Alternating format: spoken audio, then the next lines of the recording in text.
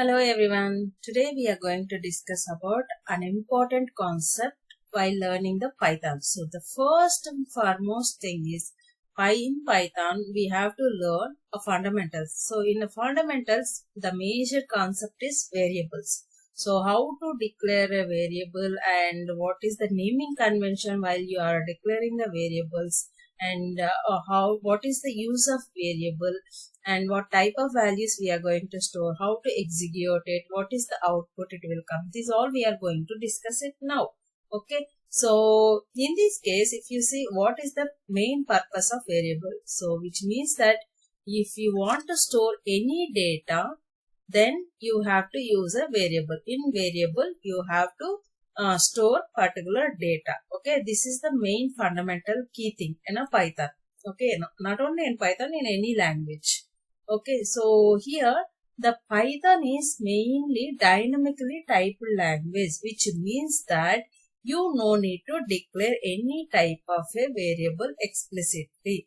So which means in Java, if you consider, you have to, when you are declaring any variable, then how you will declare? Int, then int I equal to 10. Like that you are going to string name equal to BestTechLearn. Like this you have to give, right? But in the case of Python, you no need to give any kind of declaration.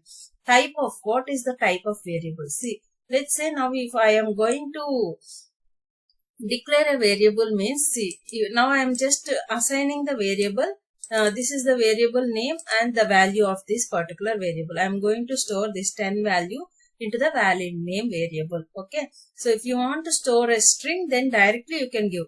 At the time of runtime, it will automatically consider the data type. So we no need to worry. This is particular type of data. You consider it. These are all explicitly we no need to give it. Okay. So the main point you understood, right? Now what are the rules while declaring adding the variable names? Okay. So the variable name, majorly we have 4 rules are there. So it can starts with underscore or a letter. Okay. So, but it should not start with a number. Okay. If you see here, if you give like this, then it will cause an error definitely. Okay. And the variable name contain letters, numbers and underscores. There are few special characters, those will not allow into the variables. Those are like exclamatory mark, hash, @ dollar, percentage. These are the special characters we cannot add into the variable name. Okay. So if you give spaces in between, then it won't allow. It will give an error. Next rule is, these are case sensitive. If you give small letter, then small letter it will consider. If you see here myvar. But here the name is same. If you see here different formats like case sensitive, it will consider. This is the different variable name. This is different variable name. Like this it will consider. Next one cannot be Python keywords. This is common in most of the languages. If you see if, else, while, for, return, false. So these kind of keywords you should not use that as a variable name.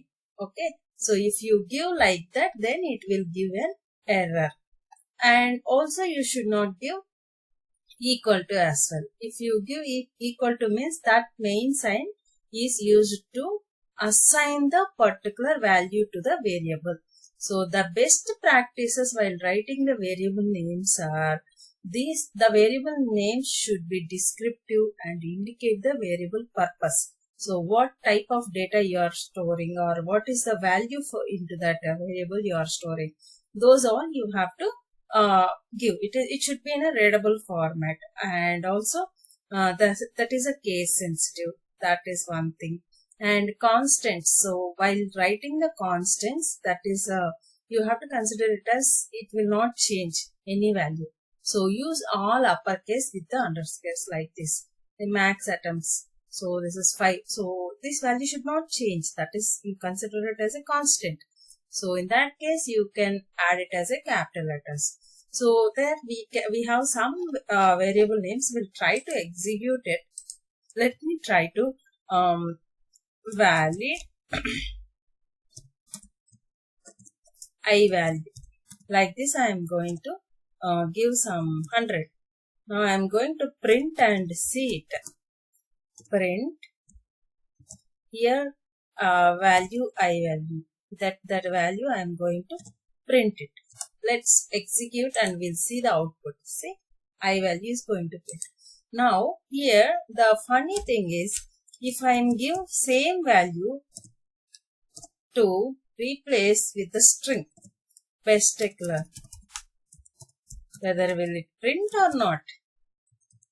Guess while I am writing the print value. It will print. Okay, so let's execute it. What it will print? It will print both the values. See here, BestTechLearn. So which means that I gave you a valid point, right? So you no need to give a different type of what is the type of value it has to store in a variable. So if you give integer, it will store integer value and give the result. If you give string, then it will store a string value, and if you give float, automatically it will consider as a float or decimal values. So whatever the type you are going to store a value in the particular variable, that it will print it. Okay, so this is one thing. Let me try to give a invalid. So I'm going to start my variable name with a number like this, some n equal to 10. Now I am going to print this particular value. Let me try to print. It should give an error because this is an invalid decimal literal, means the variable name should not start with a letter. You understood, right? So here I just remove this, and here I am gonna print some 6, 7. Okay, let's try to execute it. What type of value it is going to give? See, it is printing 10.67. It got printed because that is a valid. Now if you see, I'll show you some of the examples here, the existing one. See, I was using here, there are few variables. So what is the type of this? Also I am trying to print what type of variable value it is. So message, this is string, integer, decimal, and then this is boolean. So if you see the output, what it was printing, string, int, float, bool. So these all are it is printing. Okay, and then reassigning the variables. So if you see, I've shown you right already. So if whatever the latest value, it will print that particular 5, 7.75. And if you assign again same value to the same variable, or it will print. If you assign different value, then that latest value it will go and print it. And if you want to print multiple assignments, if you want to give multiple assignments at a time, then how you have to give x, y, z 10, 20, 30. Then if you see, it will print x value is 10, y value is 20, z value is 30. This is what I want to show. This is very important. Okay, and now if you want to print same value to all the variables, then it will print, you see, same value, same value. Got it? And swapping the variables. See here, var1 apple, banana. So before swapping, same. And next one, if you want to swap the same, generally in Java, how we will do var1 equal to var2, again var2 equal to var1. So if you want to swap, you have to do like that. But in Python, if you consider, so in a single line, you can add it, var1, var2. So here in the place of var1, var2 will come. In the place of var2, var1 will come. So after swap, again how it will print? See, swapping values properly, it was working. So like this, you have to declare the variables. And invalid variable names means, so it should not start with the letter, or it should not start with the hash.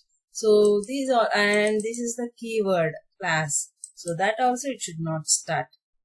Got it? So these all are the type of rules for the variables and what type of values we are going to store.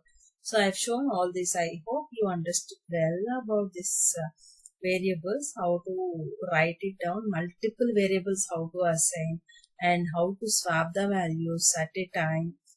Here, if you consider Java, so semicolons, end of the statement means semicolons we do write in Java, but in here Python it is not required.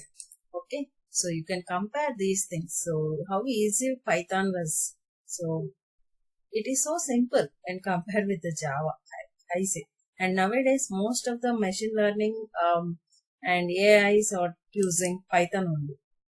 Understood? So hope you understood well about this variable concept. So if you like it, please do like and subscribe to my channel. Thank you.